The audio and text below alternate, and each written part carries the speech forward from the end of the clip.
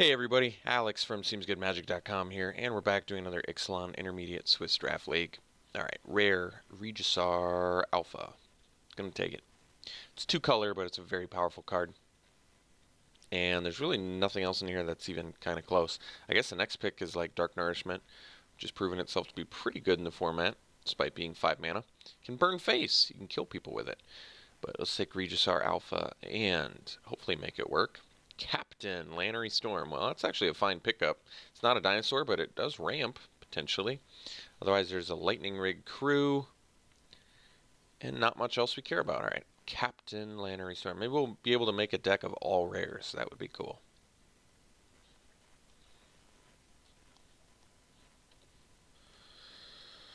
Okay, so here... kind of tempted to take the Marauding Looter. There's a Whiptail in here too. Looter's pretty excellent. Guess you could splash a Regisar Alpha. Really not feel bad about that at all. I think the best card has got to be Marauding Looter by quite a bit.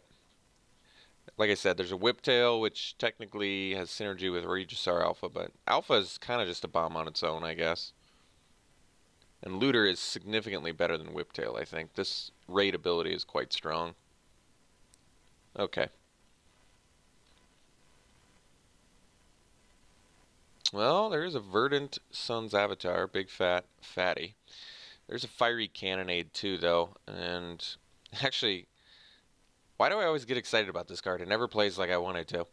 I always go up against the pirate decks when I play it, but it probably is the pick. Currently, I have 3 cards that are pretty nice alongside it.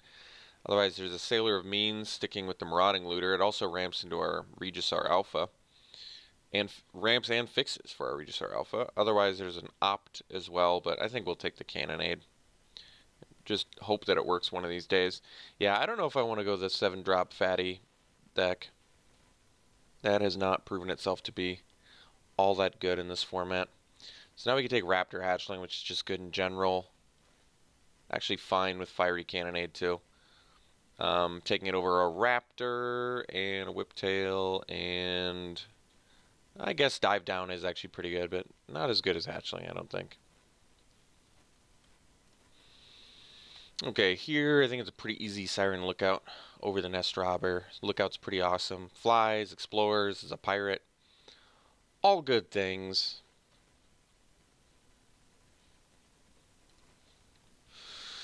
Alright, what do we have here? We have a Dive Down, which I might just take. Otherwise, Pirate's Prize, Shaper Apprentice, not really... I mean, we don't currently have any other Merfolk, and then Wayfinder, which... not worth the splash, I don't think. So we'll probably just take Dive Down. This card has been really good for me in the format. Proven itself to be quite the excellent main deck.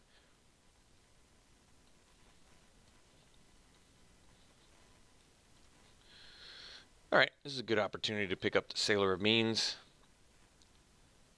Ramps and fixes for our Regisar Alpha, so Alpha can just be slam dunked into this deck now, which is good. We can take the Pirate's Prize. Not a great card, but ramps and fixes, so why not? Okay, that's a late Whiptail. But I still like the kind of blue-red path we're already going down, so I'm going to take this Dual Shot, which is a pretty excellent sideboard card to have in certain matchups.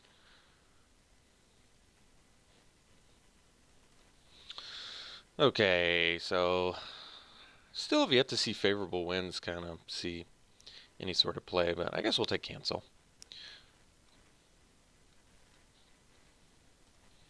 Wow, that's a late Verdant Sun's Avatar. I still don't think... basically, 7-drops are a little bit too difficult. I've gone for that deck a couple times. I don't think it's that great. And picking up the late Opt is actually really nice. I love Opt in this format. We're going to cut the blue card. I mean, we have our choice between blue or green, it seems like. But I'm perfectly fine taking the blue here already, because I like where we're going. And Regisar Alpha seems like a very easy splash already for us. And then we get rewarded with Entrancing Melody, which we're going to take, because another good card to ramp into, and stealing cards is very good. Otherwise, there's a Firebrand, which would be great for our deck as well. and not much else. So, all right, Melody.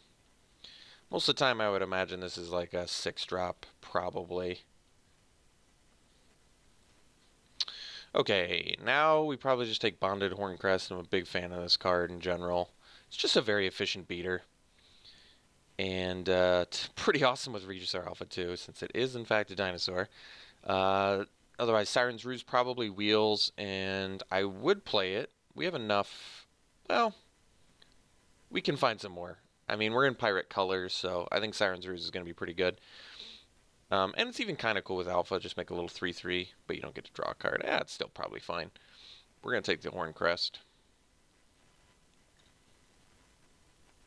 River Sneak. I don't think the Skin Shifter is all that good. And then there's a Windstrider. So River Sneak is basically just an unblockable way to get some raid online. I don't think it's that good in our deck. Could just take the Raptor over it. Currently don't have any other Merfolk. Windstrider is okay. It's probably fine to ramp into. It also evades, but let's go for the Raptor. Raptor is cheaper. It can defensively trade well.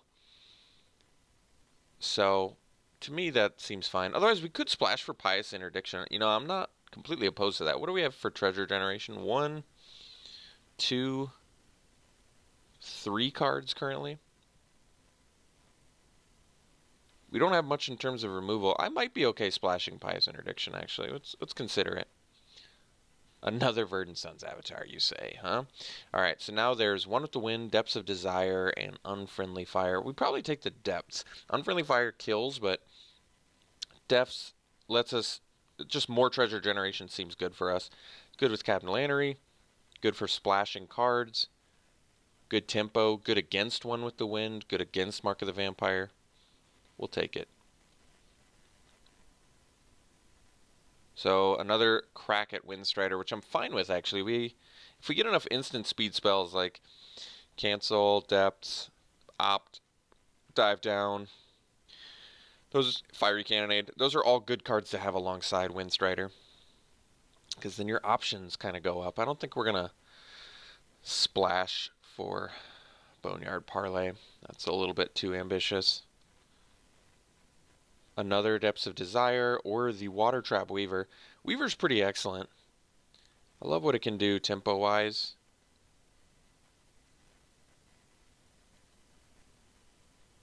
Otherwise, another Depths is probably fine too. We have 8 creatures currently. I think we're going to get enough spells, so I'll probably just take the premium creature here. Not premium, but we want to make sure our creature count's high enough. So we can take the Headstrong Brute or the Rigging Runner. Rigging Runner's not going to be good unless we get some more 2-drops.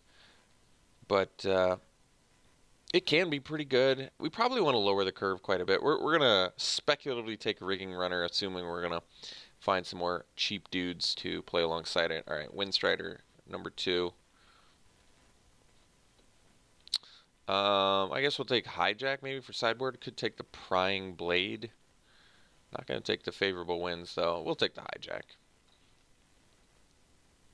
Siren's Ruse did come back. We'll take it.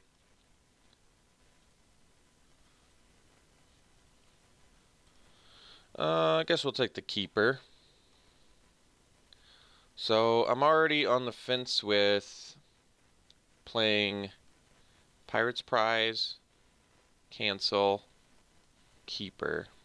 Everything else is probably fine. Alright, Field of Ruin's actually a sideboard card. Alright, white can go to other people. But everything else we have is pretty good. I'm still okay splashing these two as well. I think I'm probably okay playing the Pirate's Prize. Once again, it's just a way to splash and get some card advantage. You could probably a little more easily play a 17 land deck if you have some card draw to go alongside it. But I'm actually, yeah, I'm okay with where we're at. Okay.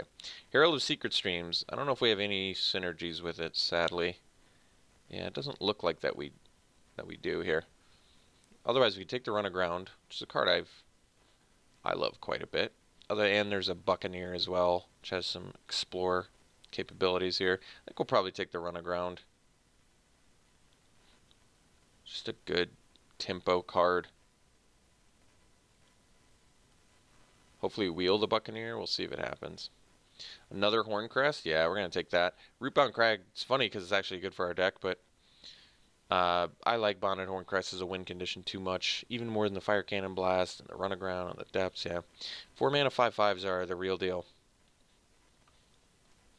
Wow, Entrancing Melody number 2. That's pretty awesome, actually. Now we're in a position where I think we really want to play 17 lands, and I kind of want to run a Pirate's Prize again. So I think we'll cut the Keeper, bring in the Melody. Wily Goblin, ramps, fixes. There's a Fire Cannon Blast too, though. And there's a Sure Strikes. I'd probably take the Blast. What's our removal currently? We don't have much. I mean, we're going to need some more creatures too, but Entrancing Melody is kind of a creature card if you think about it. Because that would bring us up to like 14. I think we're going to take the Fire Cannon Blast. We'll cut the cancel. Wily Goblin's nice because it's a 2-drop, but we're going to be, well, I don't mind it, but I'm going to take the Blast. It's just a better card. And like I said, I think the Entrancing Melodies can definitely be considered creature cards. Better than creature cards, removal plus creature cards. Okay, so now we could take Stormfleet Pyromancer as another Depths of Desire to help us get our Melodies and Regisaur online. I'm okay taking the Depths, actually. Rigging Runner's looking worse. Our low end looks a little sketchy too, but I don't really like Dowsing Dagger all that much in general. I think we'll take Depths over the Pyromancer. Alright, Tempest Caller and a Looter? Tempest Caller wins games. I probably just take it. I mean, we're going to have to figure out some cuts. I think Siren's Ruse is probably on the chopping block now. I mean, it'd be cool to get a Looter because it's a 2-drop, but I think Tempest Caller is just better. Don't need any of this. Guess we'll take a Swashbuckling. Alright, got a Looter anyway, which is nice. So, we'll figure out some cuts for it, but I'm going to take it. Maybe the Pirate's Prize can go now. Got the Herald back. That's kind of surprising. I mean, I just do not have synergies with it, sadly. It's a cool card. Suncrown Hunter is probably unnecessary, but I'm not going to play the Herald. I guess we'll take it. Another Run Aground, another Dive Down. Well, guess we can take another Run Aground. Huh. This is interesting.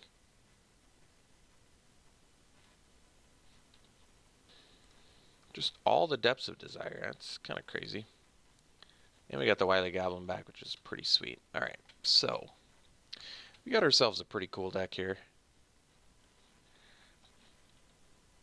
We got some goodies. We can afford to cut maybe 1 to 2 creatures. We just got to take a close look at where our priorities lay. Because I don't know if we want to splash Pious Interdiction, but we can do it so easily now. I probably do. Basically, we have a lot of, and we have like 18 creatures if you include the Melodies. So I guess that means I'd be willing to cut 3 creatures and not be upset about that. So separating stuff out, where are we at? I don't know if we have a lot of creatures we need to protect, so I probably don't need the Dive Down. I do love the card in general, but I don't think we need to protect. I mean, like, we have stuff that we can protect, but I kind of like the other plan better. Killing things, bouncing things, tempoing things out. Could I play 16 lands? It's pretty ambitious to play 16 lands, but it's going to be tough to make cuts. I don't know if I need the Rigging Runner. We're not like, I mean, I like it, but we're not really a beatdown deck. And like I said, the Entrancing Melodies are in fact creatures. We can probably dump the Hunter, because we've got enough high end. If I can dump enough high end, maybe I can consider playing 16. That's probably true. Like, I could cut a Windstrider, go down to 1 of those,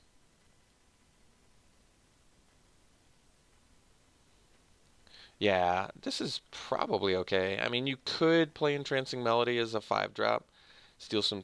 I mean, it's still pretty good. Stealing a 3-drop is, there's nothing wrong with that. Still some strict card advantage.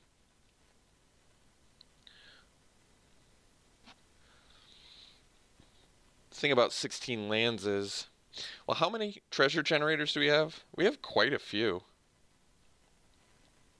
2, 3, 4, 5, 6. We have 6 treasure generators. That's enough. That's actually enough treasure where we don't even need to run. That's true. We actually don't need to run a forest or a plains. 6 treasure generators, and we're good. We have 6 of each of those colors in our deck, which is fine. So I don't want to cut any of my early game. Can I? I guess I could cut one more Windstrider, and that brings us to 15 creatures. It keeps our curve relatively low. The Entrancing Melodies are 5 or 6 drops in their creature cards as well, so we have like 15 creatures.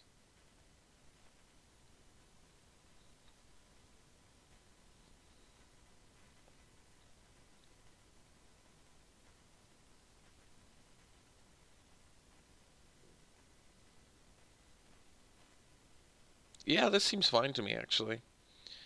I'm okay with this.